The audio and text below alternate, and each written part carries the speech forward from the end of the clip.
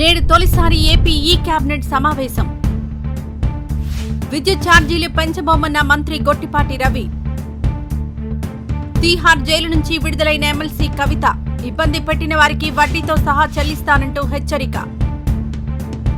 తెలంగాణలో సెప్టెంబర్ 17 నుంచి రెండో విడత ప్రజా పాలన. అందుబాటులోకి Hyderabad city police website. Rajya Sabha ఉప ఎన్నికల్లో 12 స్థానాలు ఏకగ్రీవం. ఐసీసీ చైర్మన్ గా బీసీసీఐ కార్యదర్శి జైషా ఎన్నిక. ఈ వీడియో నచ్చితే లైక్ చేయండి, షేర్ చేయండి. మరింత సమాచారం కొరకు మా ఛానల్ను సబ్స్క్రైబ్ చేయండి.